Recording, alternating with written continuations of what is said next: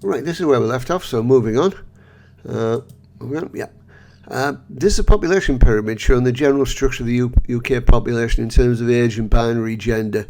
If you click on the image, it will take you to populationpyramid.net, which is a very useful resource. We'll certainly use later in the course.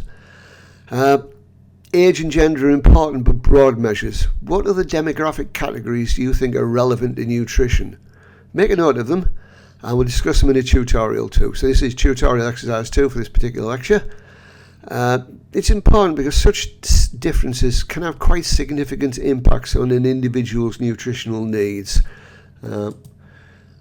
Here's a slide which should have another title. The title should be Basal Metabolic Rate. BMR, Basal Metabolic Rate. Taking the definition from Web Nutrition, can be found in any textbook on the topic. I'll provide a citation and reference for this information. Reference and citation we discuss later in the module. There are different, reasonably complicated equations for men and women. In practice, most people would just use a calculator, such as the one linked here from Diabetes UK. The equation they use there were produced using equation editor. We'll look at this tool later in tutorials, but if you want to look ahead, there's a video I produced there a few years back, which will give you some idea about how to use it. It's a free tool that's available for things like Word and Excel. I'll probably do a new video at some point. Okay, getting back to lifestyle and the effect they can have on such broad recommendations as 2,500 kilocalories a day for an adult male. This information is from the popular tool MyFitnessPal.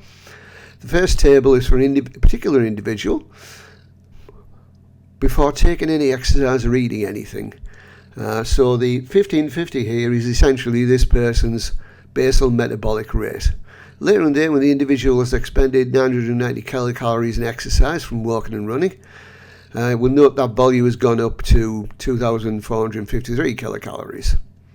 Similar calculations have been done on most of the other items here, but not sodium, which I always find a bit strange, since sweating during vigorous exercise results in loss of this element. It's worthwhile perhaps also thinking about how useful the recommendation of 2,500 kilocalories daily for an adult male is, in the light of a possibly quite sedentary lifestyle. Sorry, should have brought that in a bit earlier.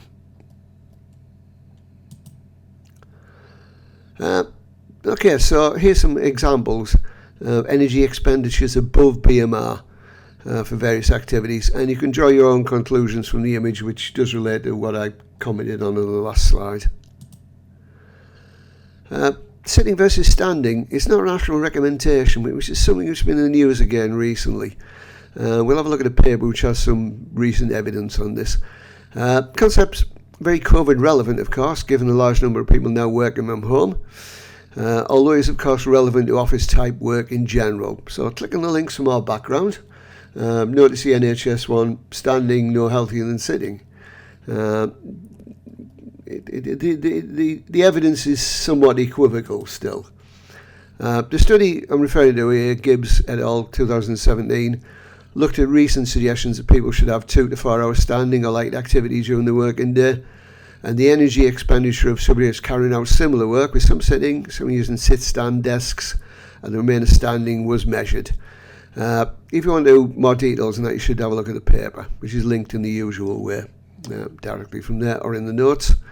The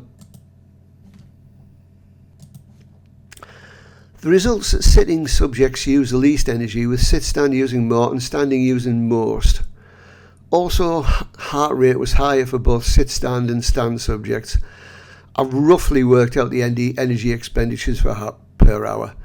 The authors also looked at discomfort associated with sit-stand desk use and concluded that energy expenditure would be increased without added discomfort using these desks.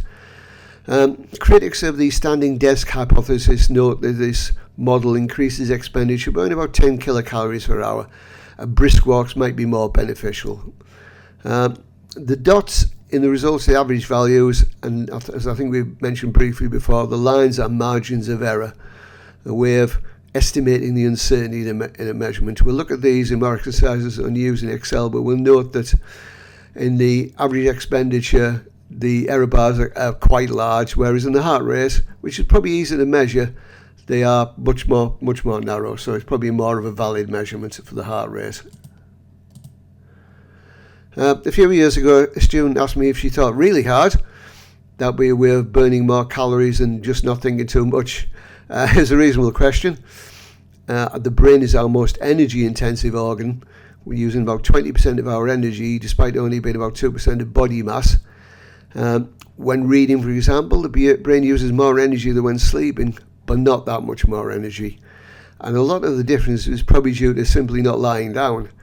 The brain does a lot. Most of its functions are autonomic. That is done without conscious thought, for example, controlling heart rate and breathing. Thinking does make some difference, but not a lot. We'll revisit some aspects of the autonomic nervous system later in the module when we talk about diet and the gut biome. Yeah, so there's the differences. 12 calories an hour.